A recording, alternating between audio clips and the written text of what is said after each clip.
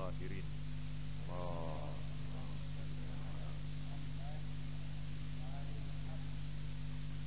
يقول الله سبحانه وتعالى: وقال الملك ائتوني به فلما جاءه الرسول قال ارجع إلى ربك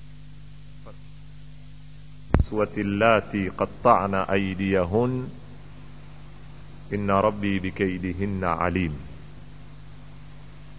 قال فما خطبكن إذ راوتن يوسف عن نفسه قلنا حاشا لله ما علمنا عليه من سوء.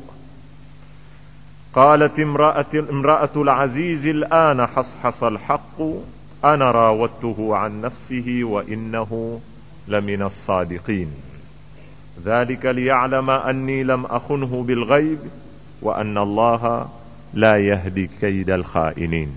صدق الله العلي العظيم. Katika darasa iliyopita tulisikilia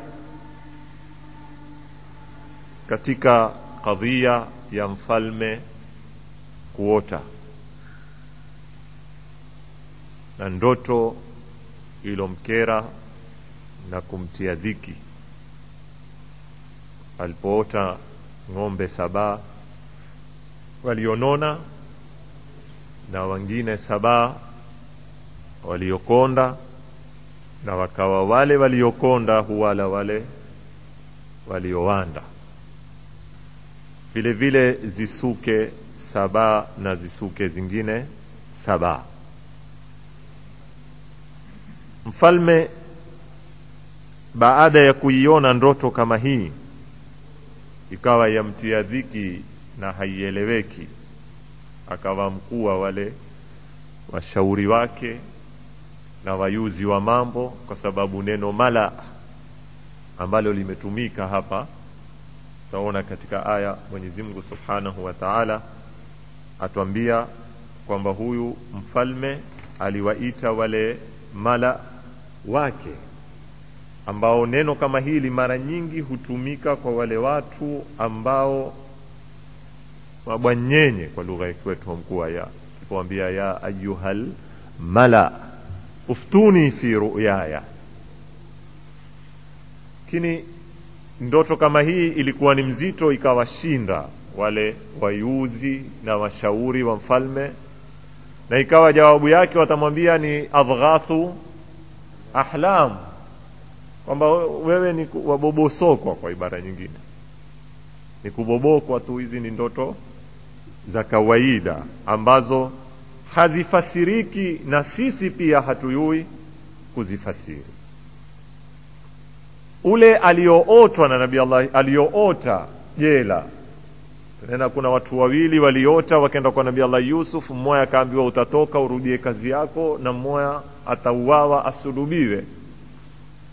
Kwa bahati mzuri au kwa taufiki ya Mwenyezi Mungu kutaka kupanga sababu ya kumtoa Nabii Allah Yusuf jela, akawa uko katika mjadala kama ule, kama mtumishi anawatumikia, akayasikia yale maneno ya ndoto, ndipo akatoa habari kwamba kuna kijana uko jela na yeye ayua mambo kama haya. Falme akatuma ende akaulize.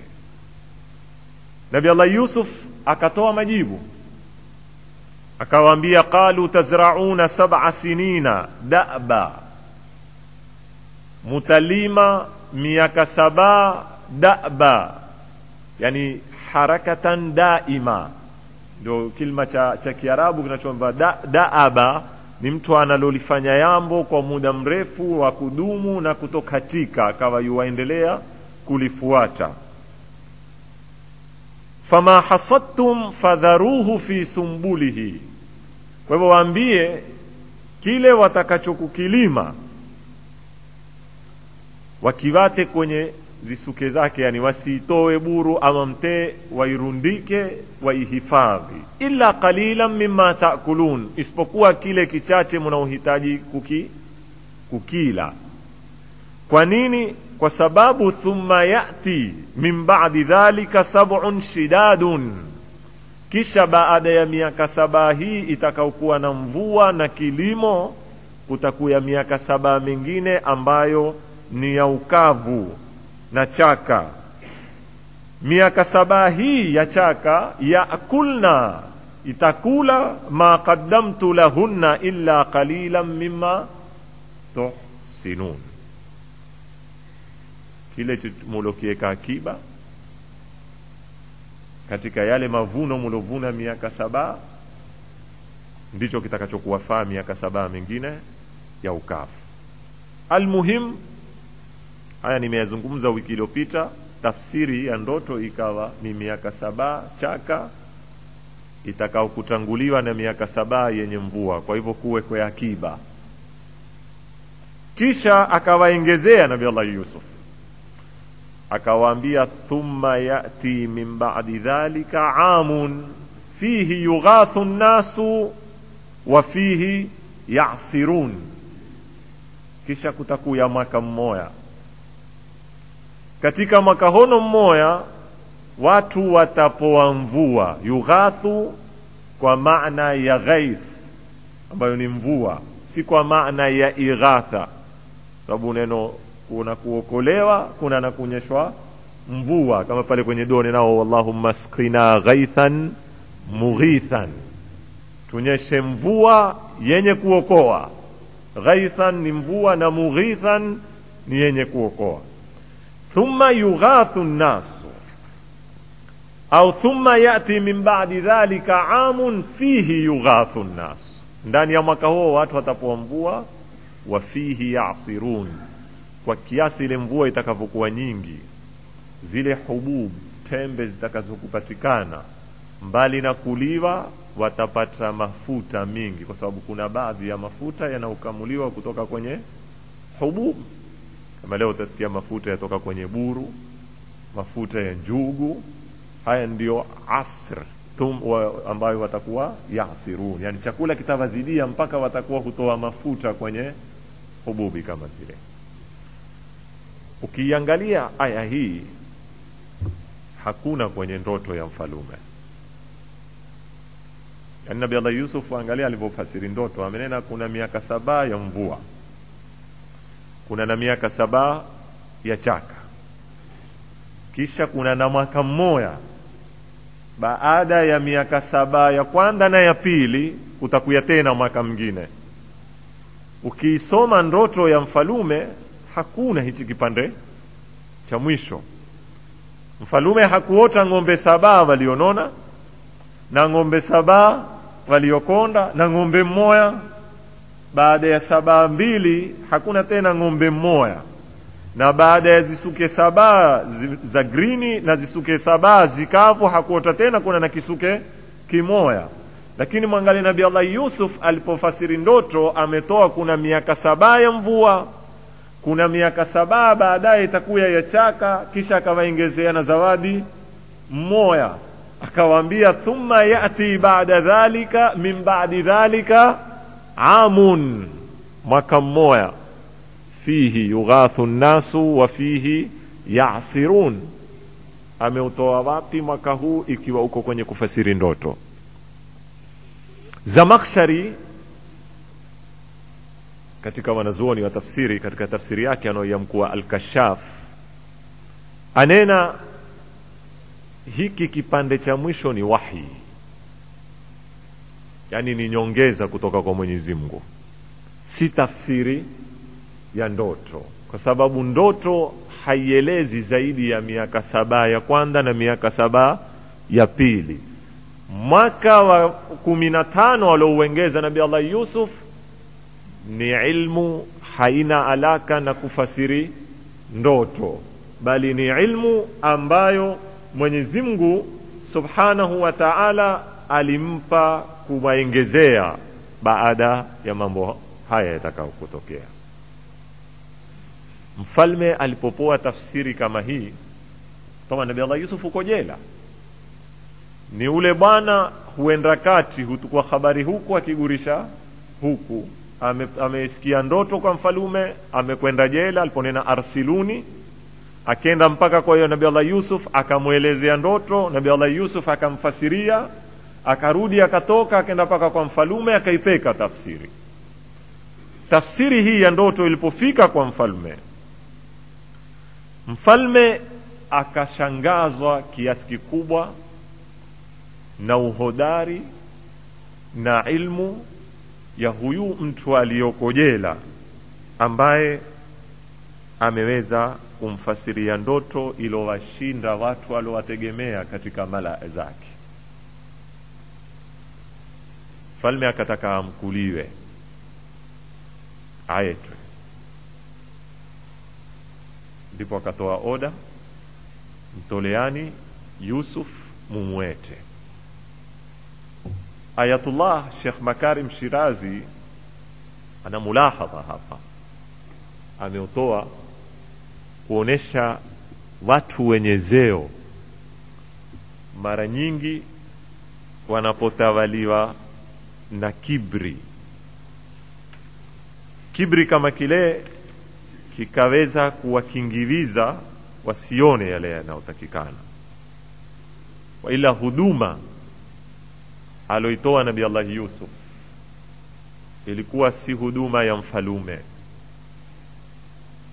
yani si khidma ambayo amempa nani mfalme, ni khidma ya umma, ni khidma ambayo imeokoa taifa. Wa ila lau walishindwa kuifahamu ndoto ile ni ndaa ya miaka 7. Kwa hivyo ilikuwa ni mtu astahiki kukirimiwa na kutukuzwa, hususa ikiwa masala ni masala ya kielimu.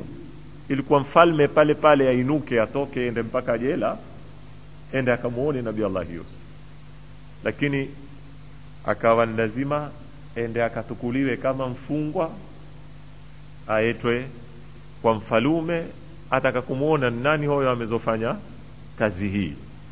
Ndio akatoa waqala almaliku ituni bihi, nieteani nani huyo nimuone amezofanya kazi kama hii.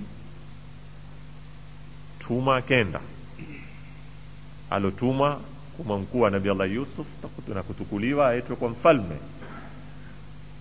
Falamma jaahu ar-rasul,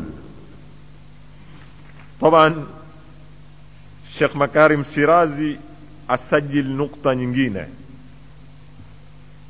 Kwa kadri ya mfalme alivyokuwa na kibri, ambayo ni sifa mbovu, kwa utukufu wake, ndivyo kwa kadri Nabii Allah Yusuf alivyokuwa na izza pamoja na unyonge wake.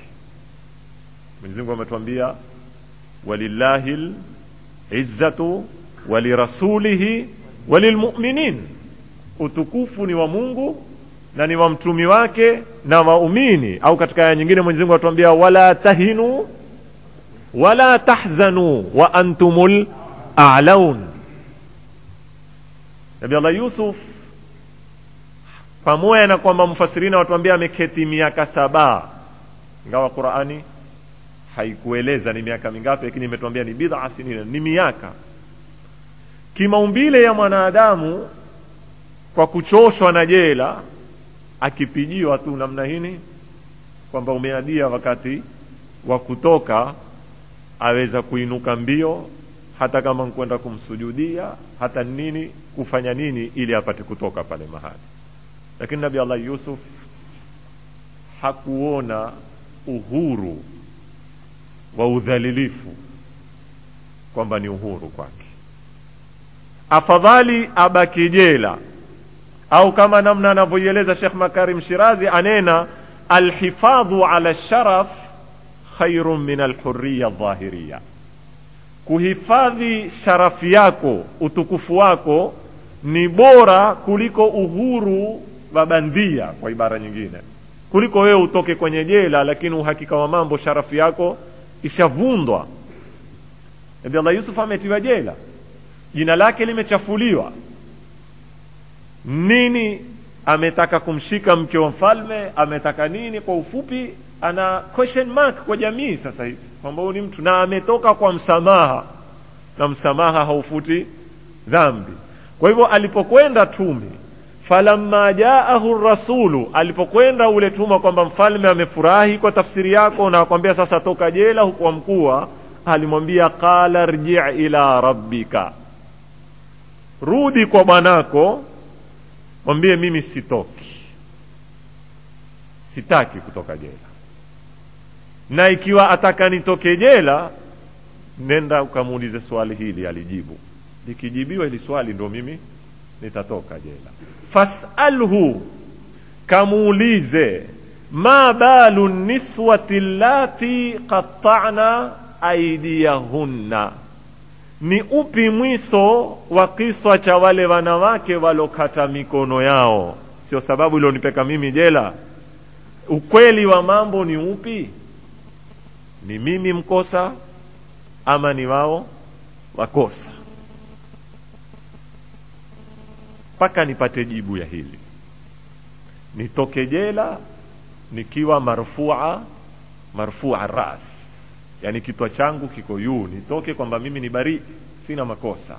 Sio nitoke jela kama wale watokao kwa Kenyatta Day, sijui na Moi Day na Jamhuri Day, wakawa wamekusanywa na msamaha wa rais, kwamba rais siku ile kwamba ni siku mzuri na nini, na yeye rais ameota, amefasiriwa ndoto, amefurahi, kwa hivyo wata asamehewe atoke jela. La, sitaki kutoka kwa msamaha, nataka kutoka kwa kuthibitishwa kwamba mimi sina makosa. Hivyo kitu cha kwanza, sharafu ya mtu ni muhimu sana katika kuchafuliwa shakhsia yake. Pili, adabu alokuwa nayo Nabii Allah Yusuf kiasi kikubwa. Hakumtuhumu mke, yani amejitetea na amehifadhi cheo cha mke wa mfalume hata kama ni muovu. Wa ila wanawake waloikata mikono sio walomkosea Nabii Allah Yusuf. Alomkosea Nabii Allah Yusuf ni mke wake mfalume. Lakini angalia suala, Nabii Allah Yusuf hakunena fama balu mraatil azizi, mvipi mwiso wa kesi yangu mimi na mkeo, sababu mke wako alifanya nini? Alitaka kunishika na hudai mimi nitaka kumshika. Hakuitupa kesi kwa sababu hakutaka kulitupa jina la mke wa mfalme mbele ya hadhara, ili kufunguliwe faili ya uchunguzi iwe ashamchafua. Kwa hivyo akamsita kwa lugha ambayo bila shaka itamfikia kama tutakapokuja mbele message, na yeye mwenyewe mfalme ataiona na mke wake ataiona. Akaitupa tufama balun niswa, wanawake wengi. Kwa hivyo hakuna mwanamke ataekezwa chanda ni huyu, hayatokuwa ni mazungumzo ya watu kuvunda heshima yake. Fama balun niswati allati qatta'na aydiyahunna inna rabbi bikaidihinna alim. Kama pia hili neno rabbi lina utata, mara huwa wale kusudiwa Mungu, mara la kusudiwa ule mfalme. Ima ni ule mfalme ayua mambo haya kusitamana. Yani Nabii Allah Yusuf anena sipeki kesi hii kwa mfalume kwamba haelewi nini kinachoendelea, kwa sababu ushahidi ulisimama. Kama tukikumbuka kisa tukifuatilia, alitoka fashahida shahidun, kijana alikuwa mlezini akatoa ushahidi wa kandu ikiwa imepasuka mbee, ni mwanamke ni mkweli, Yusuf ni mrongo, na ikiwa imeraruka upande wa nyuma itakuwa Yusuf ni mkweli, mwanamke ni mrongo. Na mfalme yote haya alikuwa ayaona. Kwa hivyo Nabii Allah Yusuf anena mfalme ayaelewa vizuri mambo haya. Kama leo mambo yaendelea, ikiwa ni wakati wa Moi, ikiwa ni wakati wa Kibaki, mathalan wakati wa Moi kuna mambo kadha wa kadha yalitokea Kenya. Kuuawa huko, masala ya Golden Bag. Wataka kuniambia Moi alikuwa haelewi nini kinachoendelea? Hahitaji tume ilikuwa ya kuundwa yenda ikahakikishe mfahamishe, ikiwa si yeye mikono yake, lakini ni mikono ya watu wanao wayua. Na leo yanaoendelea Kenya ni hivyo hivyo. kumekuwa kutaka kuundwa tume kuthibitishwa, na Kimunya amemumunya kilichobakia. Yani Kimunya amemumunya hoteli ile na kibaki ya mwelea. Sasa kuunda tume nkupotezea wakati nani wa Kenya. Sasa Nabii Allah Yusuf amwambia wala hakutaki tume ya uchunguzi hapa, inna rabbi bikaidihinna alim. Huyo mfalume alikuwa nyumbani ameyaona mambo vile vile yalivyo, lakini mimi nataka kutoka nikiwa salama. Mfalme naye alipoona izara ziao akawa lazima amkue wanawake, wakaitwa wanawake wote, anambia akaitia na ukali. Sasa qala fama khatbukunna, ilikuwaje nyinyi, ni mambo gani mumezo yafanya? Yani sasa kumeazirika, sasa siri yatoka, kila mmoja mpate ataka kuangalia mahala pa kushika. Qala fama khatbukunna idhra wattunna yusufa an nafsihi, ilikuwaje nyinyi mukasikilia kiwango cha kuanguka mpaka mukenda mukamtongoza Nabii Allah Yusuf? Wanawake wakaanda kuangaliana. Kimunya akawashaelewa kwamba haya maneno ni yake. Taban Kimunya hapa ni Zulekha. Kama kibaki alikusanye bunge aliambie kwamba ni vipi jamani, ni mbona mumeizanya nyumba au hoteli. Taban Kimunya shaiona message ni nani, ni yake. Nabii Allah Yusuf ameifunga kwenye kijaluba ya kutaka kumuhifadhi, amenena tumbana wake. Sasa ule ajiju wao yeye atajua, atajitokeza.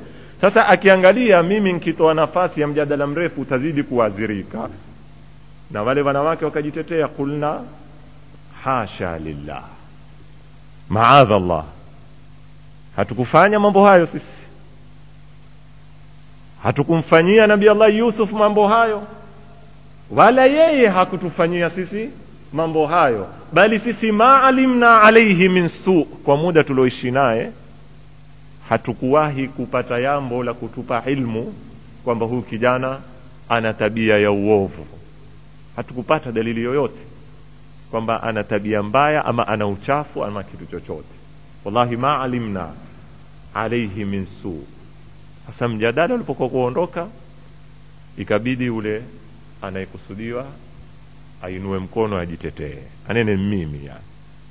Ndio ikaja qalat imra'atul azizi alana hashasa alhaqu, ukweli umekuwa wazi sasa, hausitiki tena na kinya hakini hifadhi. Na ukweli wa mambo kama wanavyoeleza mufassirin, pamoja na uovu aliofanya huyu mwanamke na zitimbi zote alizozipanga mpaka kumfikisha mtumi wa Mwenyezi Mungu Nabii Allah Yusuf jela akaketi miaka 7, lakini mufassirina na maulamai wanena kwamba mwisho alikiri na alirudi nyuma kiuhakika, si masala ya kujitetea. Akaeleza yani alitubia toba ya kiuhakika, na toba ambayo ya kurudishia watu haki zao. Ndipo akayatoboa mambo wazi wazi, akayafafanua na akamregeshea heshima yake Nabii Allah Yusuf, na yeye akawa tayari kutukua masulia kwamba mimi ndio nilofanya makosa kama haya. Wewe wakanena qalat imra'atul azizi al'ana hashasa alhaq, sasa haki imefunuka wazi baada ya kusitamana. Kwa hivyo ni nene ni sinene, ukweli wa mambo ushadhihiri. Ana rawattuhu an nafsihi, mimi ndiye niliyemtongoza na kumtaka Nabii Allah Yusuf katika kitendo kama hiki. Wa innahu lamina sadiqin, na hakika huyu Nabii Allah Yusuf ni katika wa kweli, mtu mkweli, hakufanya kosa, na makosa yote niliyoyafanya ni mimi. Dhalika, haya yote na yanena liya'lama, ili apate kuyua anni lam akhunhu, kwamba mimi sikumkhini. Kipande hiki kina utata mkubwa kwa mufassiri. Hiki dhalika, hayo liya'lama, ili apate kuyua anni lam akhunhu, kwamba mimi sikumkhini. Nani anaozungumza maneno haya? Na ni nani anaokusudiwa kwamba hakukhiniwa? Kila utekapo utaiona yangia hii aya. Ima ni Zulaikha ndio anena natoa uwazi ili Nabii Allah Yusuf ajue kwamba mimi sikumkhini, ama Zulaikha anena naeleza mambo wazi ili mume wangu ayue kwamba kitendo cha khiana hakikupatikana. Kweli nilimtaka, lakini Nabii Allah Yusuf hakufanya.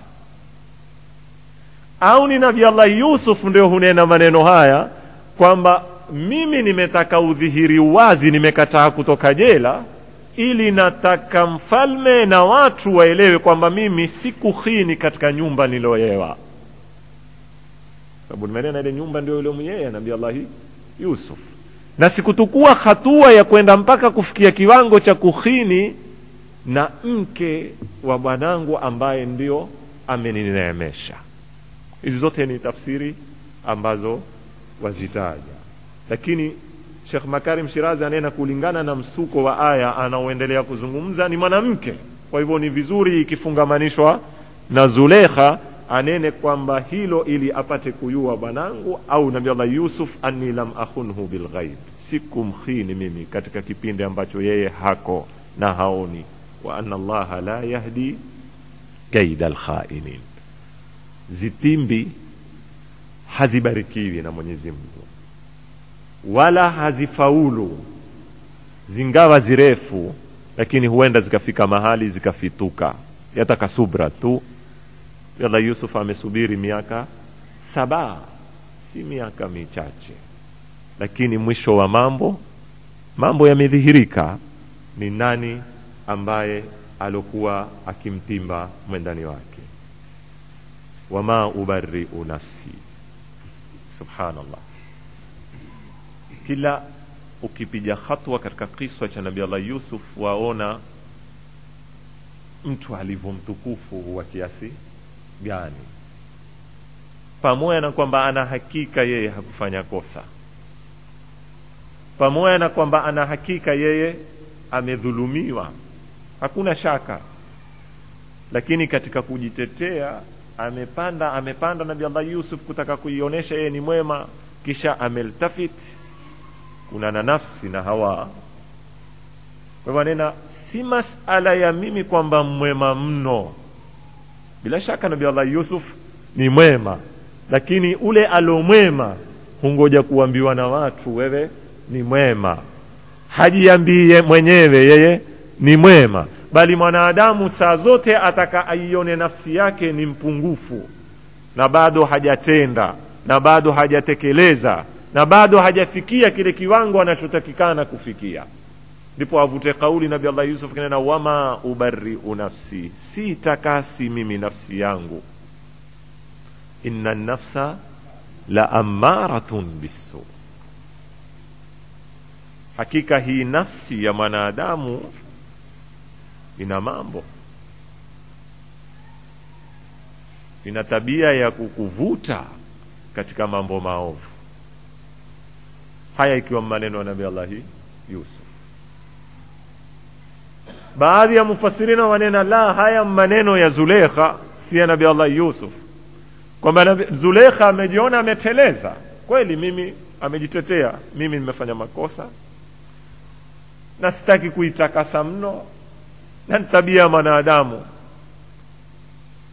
si mimi peke yangu. Waliponinena hawa mimi niliwafanyia test hawa wanawake wa Muini, waliponena mraatul azizi, mke wa mfalume ameanguka kiwango, enda kumtongoza kijana nyumbani, mtumishi nyumbani, akawafanyia ile test yake, wote wakadangana wakatatana, kwamba hivi ndivyo kazi ya Hawa inavyofanya kazi. Kwa hivyo wama ubarri'u nafsi, hakuna mtu aweza kujitakasa nafsi yake. Sijitakasi nafsi yangu inna nafsa la amaratun bisu, nafsi ina tabia ya kuamrisha sana mambo maovu, illa ma rahima rabbi, isipokuwa zile nafsi ziloteuliwa, isipokuwa tu ile nafsi ilokusanywa na rehma ya Mwenyezi Mungu Subhanahu wa Ta'ala. Inna rabbi ghafurur rahim, na Mola wangu ni mwingi wa maghfira, ni mwingi wa rehma. Nafsi uzungumzwa mara nyingi. Hata juma lililopita nilihusia katika khutba masala ya an-nafsul lawama.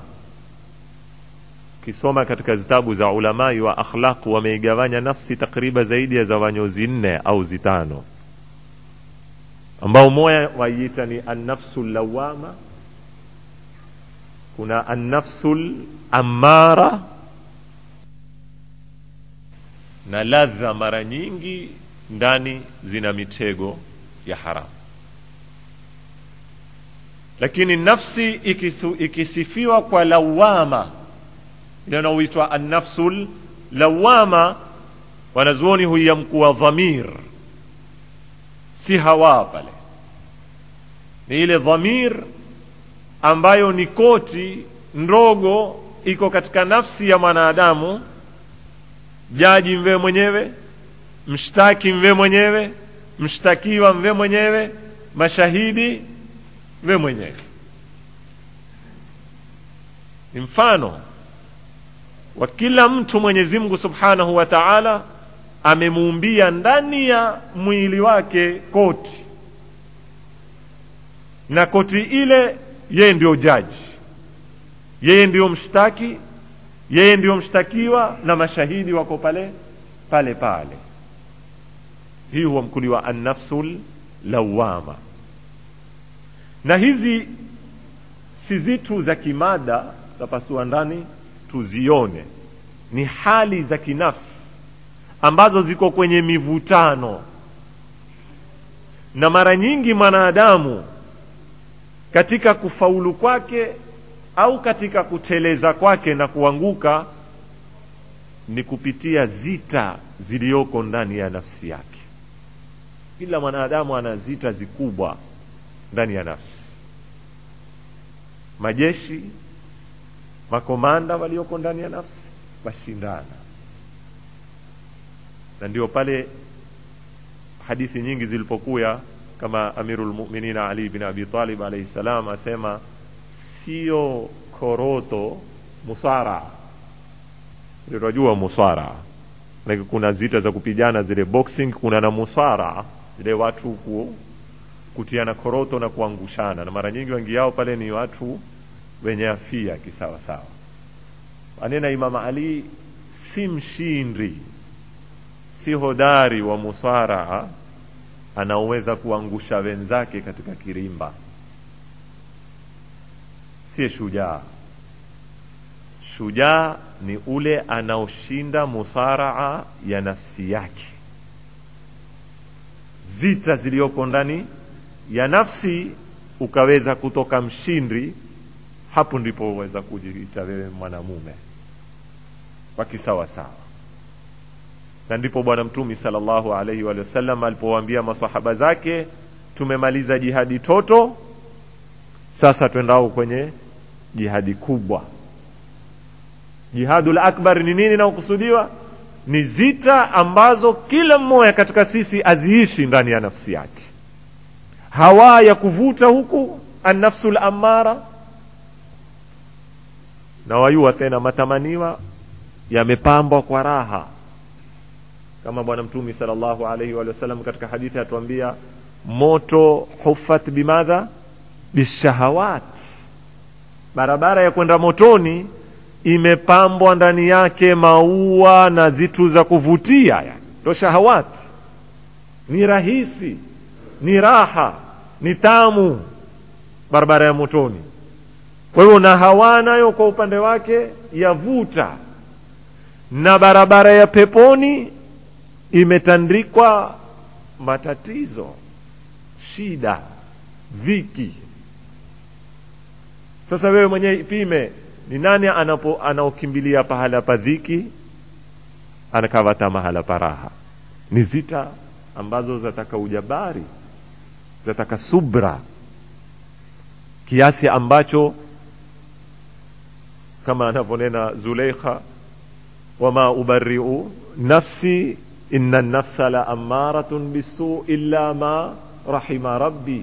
Ule anaofaulu kuweza kushinda akafuata barabara ya peponi ni katika wale ambao wametanganywa na rehma na taufiki na msaada wa Mwenyezi Mungu Subhanahu wa Ta'ala, baada ya wao kupigana, kama alivyotuambia, walladhina jahadu fina lanahdiyannahum subulana, tutawasaidia katika zita kama zile. Baada Nabii Allah Yusuf hako mjadala wote unaoendelea. Nabii Allah Yusuf ambaye kutukuliwa jela, alipokwenda kufuatiwa akakataa, akatuma kadhia yake kwamba nendani mkamuulize mfalme kiswa changu na wanawake walioikata kwa zisu. Kwa vile mjadala mpaka kujibizana, mpaka Zulaikha akaitokeza wazi, akamsafisha Nabii Allah Yusuf. Nabii Allah Yusuf uko jela bado. Ilipokuwa wazi mambo, ndio Nabii Allah Yusuf akakubali kutoka. Sasa ndio mfalme akawaambia, waqala almaliku ituni bihi astakhlishu li nafsi. Nieteani sasa, lakini nieteani hii si kama ile ya kwanza, sababu ya pili anda nena yao nieteani. Alipokwenda ule tumwa, falamma jaahu ar-rasulu qala irji' ila rabbika fas'alhu, nenda ukamuulize. Yalipozungumzwa akatoa tena oda yake mfalme, akamwambia ituni bihi, lakini mara hii astakhlishu li nafsi, huyu mwangu sasa safi. Wale mwanzo alikuwa ni atolewe tu jela, mwotendo mbia haya dada Yusufu umepata msamaha, shikandia wende zako. Akakataa kutoka hivyo. Sasa ambiwa atoka, na Nabii Allah ina mfalme anena namtaka katika wale watu wa karibu na mimi, sio sasa atoke ende zake, namtaka watu karibu na mimi. Sitaki kwenye mada, kutoka kwenye mada, lakini nataka kutaya mfano tu ambao yuzi nimeuona kwenye TV. Kama mwafuatia habari za ulimwengu na hususan za Lebanoni, yatarajiwa wiki hii kutatokea mabadilishano ya mateka baina ya Hizbullahi na Israeli. Wale wanajeshi wawili waliotekwa 2006 Julai, mwezi ni hunu ambao Said Hassan akawaambia wateremshe mbingu na ardhi, hawa hawatoki paka watoke watu wetu. Katika watu ambao watatolewa katika haya mabadilishano ya mateka, kuna bwana mmoja huamkuliwa Samirul Qintar. Huyu uko jela Israel sasa mwaka wa 30, utiziwe jela. Na hakuna Mlibnani aliyepata shida na aliyesimama na asema alipowa kila tamaa na Mayahudi awate misingi yake, wako tayari akikubali wamtumie kama jasusi, wamfanye nini, watamstarehesha, watamlipa, akawa hataki. Sasa kuna bwana mmoja alikuwa akijadiliwa katika TV ya Al-Manar, akaulizwa serikali ya Lebanoni ina tuzo gani itatoa kumpa Samirul Qintar baada ya kutoka jela na shida zote zilizompata kwa ajili ya Lebanoni. Akaulizwa swali hilo, akasema mimi ninavyoona, sababu sasa hivi kuna mjadala wa kuundwa serikali Lebanoni, mpaka sasa haijaundwa baraza la mawaziri, ingawa watu wameweza kukubaliana kwamba prime minister apoe Fuadi Sanyura. Sitaki kuharibu, lakini ilikuwa mahala anapostahiki kuwekwa Samirul Qintar ilikuwa sasa hivi na nafikiri ni msunni, si mshia, na prime minister Libnani ni lazima awe msunni. Akanena mahala alipokuwa astahiki kuwekwa Samir al-Qintari ilikuwa yeye akitoka jela apo yeye waziri mkuu kama tuzo ya shida zake na juhudi zake za miaka 30. Na ikiwa hapo haiwezekani, basi angalie ngao wizara apoe. Hiyo ni maoni alitoa, ambao mfalme huyu atuonesha huduma aloitoa Nabii Allah Yusuf kwa kufasiri ndoto, ambayo ni huduma iliyokoa nchi na taifa kwa ndani ya miaka 7. Anena huyu sasa akitoka jela, huyu lazima aje katika baraza langu la kutawala. Ndio imana tuni bihi astakhlisuhu linafsi, yani aj'aluhu khalisan li. Huyu nitakawe kunitumikia mimi, ni katika wale watu wa karibu, na cheo atataua yeye, ataka cheo gani. Falamma kallamahu, alipozungumza naye, yani walipokuya naye akaenda akatolewa Nabii Allah Yusuf, akaetwa akazungumza Nabii Allah Yusuf na mfalme akashuhudia fadhila zake. Alipomsikia anavyozungumza, mfalme akamwambia Nabii Allah Yusuf, wewe usibabaike sasa, innaka al-yawma ladaina makinun amin. Wewe baada ya yeo yalopita yamepita, tumekujaribu, tumekuona, baada ya yeo wewe uko katika umakinifu kwetu na ni mtu wa kuaminika. Kwa hivyo tagua wataka mahala gani. Innaka al-yawma ladaina makinun amin. Nabii Allah Yusuf akamwambia kila mmoja. Nabii Allah Yusuf yatufundisha ikhtisasat. Sasa kila mtu una ikhtisasi yake, ana uwanda wake. Akiangalia wizara kwa lugha za Kiarabu atakao kuiweza, akamwambia qala ja'alni ala khazainil ardh, nipa hazina ya dola. Kwanza mahala pa hazina yo kimunya upatikene yo. Mahala pa hazina kwatakikana mtu muaminifu, na Nabii Allah Yusuf umethibitika uaminifu wake kwa sababu amejaribiwa mahala sensitive, barobaro. Hajaona mwanamke faragha, mwanamke kipande cha mwanamke, yeye na yeye tu, hakuna muonao. Na lao angefanya kitu kile, ndio ingelikuwa ngazi yake ya kufanya nini kwa zipimo za kidunia, ya kusuudika, na akaweza kushikilia msimamo asizini na asitetee. Kuna uaminifu zaidi ya hono. Kwa hivyo kulingana na uaminifu tulionao, mimi nipa hazina ya dola, ambapo ni mahala leo minal asaf ni haya huwe kwa wizi, wakiutunda mali ya serikali wakiyazanya. Qala ja'alni ala khazainil ardi inni hafidhun alim,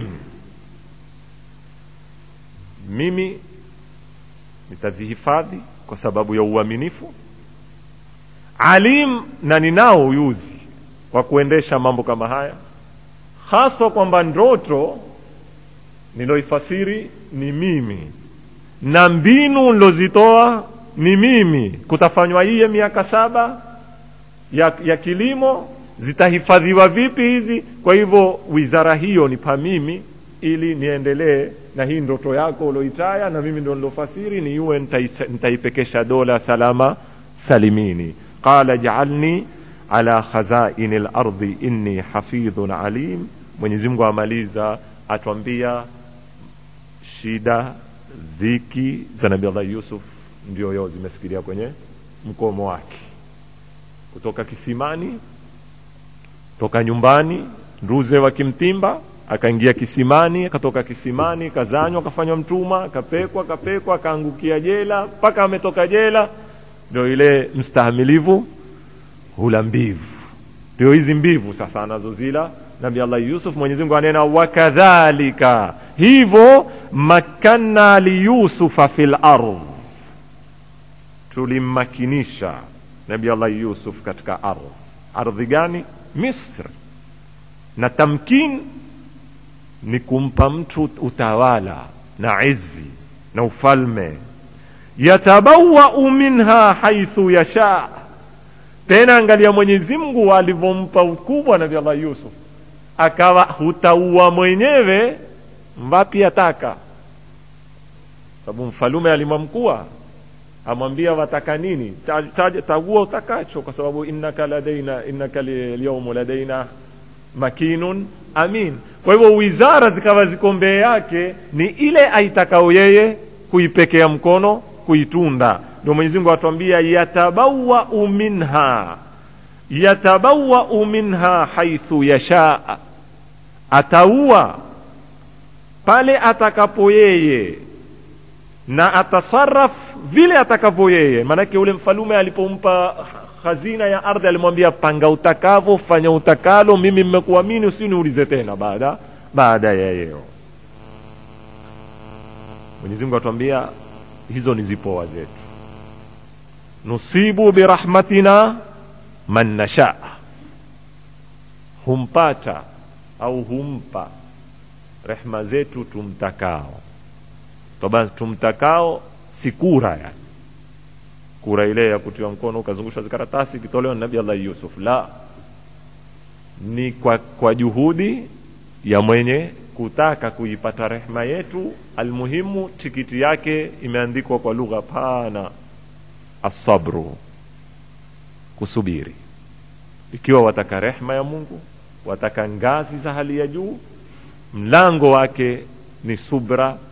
Ngazi zake za kupanda ni ibtilaun baada ibtila, ni maondo baada ya maondo na mitihani baada ya mitihani. Nusibu birahmatina man nasha.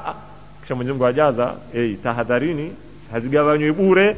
Wala nudhi'u ajral muhsinin, wala sisi hatupotezi malipo ya wanaofanya wema. Kwa kadri utakapokufanya wema ndio tutakulipa hapa duniani. Mwenyezi Mungu atuambia kabla ya akhira. Hayo ya duniani amepata Nabii Allah Yusuf ni machache sana.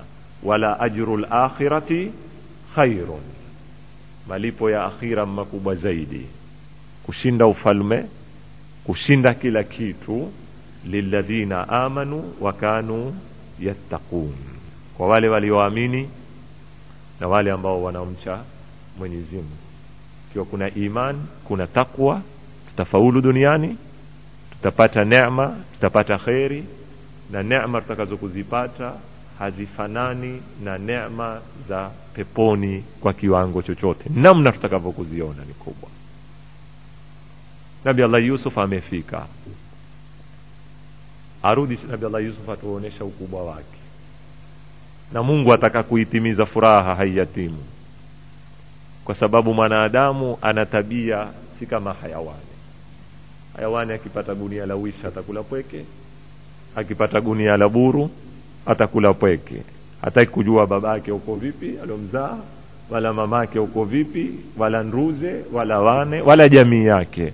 Kwa hivyo harusi, kama si harusi ya kuoa, harusi ya furaha na ya enzi aloifikia Nabii Allah Yusuf hayamtimilia, pamoja na kwamba nduze wamemfanyia uovu, lakini kuna nasaa ya kukutana na kusameheana na kuanza upya maisha nyumba ya nani?